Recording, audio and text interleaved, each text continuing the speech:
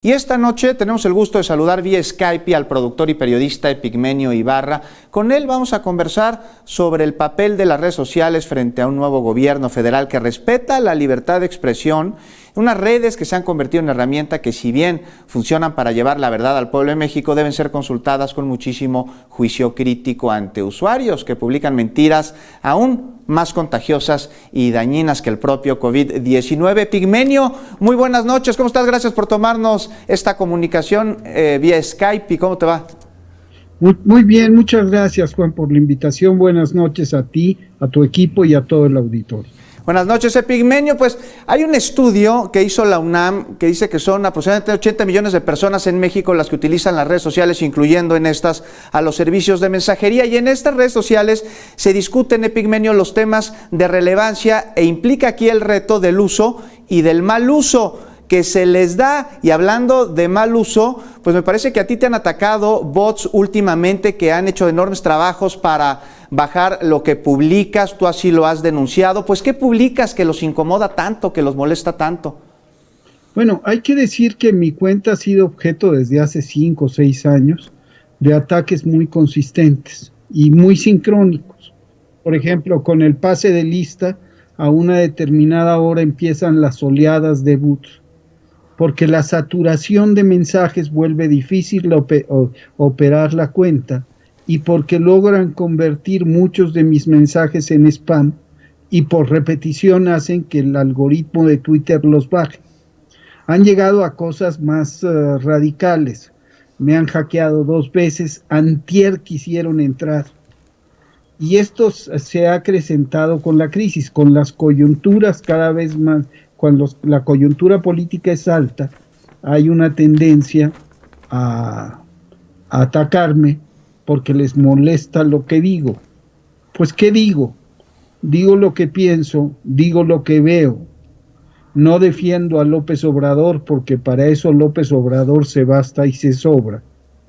Defiendo un proyecto en el que tengo confianza, por el que he luchado, y en el que coincidimos López Obrador y millones de personas más. Epigmenio, también has dicho que la pandemia va a acelerar el proceso de cambio en México. ¿Cómo lo va a acelerar?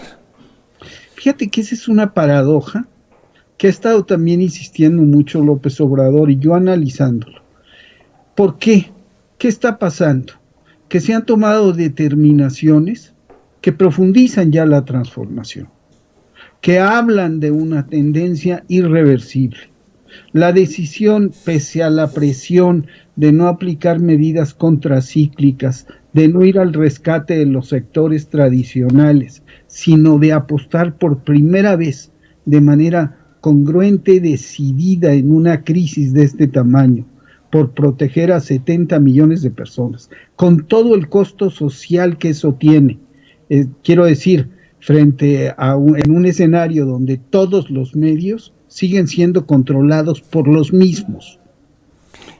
Asumir eso ya te indica de que aquí hay una decisión irreversible. De alguna manera, pensando en la tesis leninista, la crisis profundizó las contradicciones porque la derecha percibió esto como la batalla decisiva para tumbar a López Obrador. No son invenciones mías, ellos lo declaran.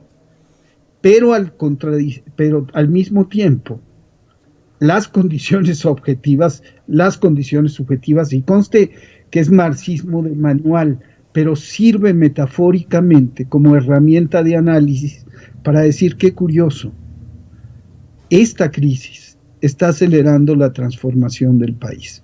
La misma disciplina del distanciamiento social, como mero ejercicio de la libertad ciudadana, contrariamente a lo que pretenden otros, es ya un indicio fundamental y sustantivo de transformación. Que sea Gatell Gatell y el doctor Alcocer y el equipo de médicos y científicos el que está dirigiendo, gobernando al gobierno. Epigmenio, citaste hace unos días a Sartre, dijiste que pusiste una cita suya, las revoluciones suelen ser de contragolpe. Hay otra cita de Sartre que me parece, no sé qué opines, que aplica muy bien aquí, que dice que es más peligroso ser un buen periodista que un mal asesino. Sí, en efecto.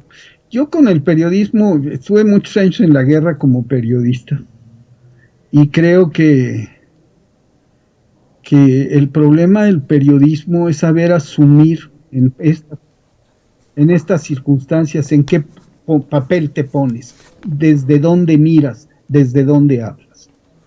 Y que hay momentos en que hay que asumir una posición. Yo no creo en la neutralidad.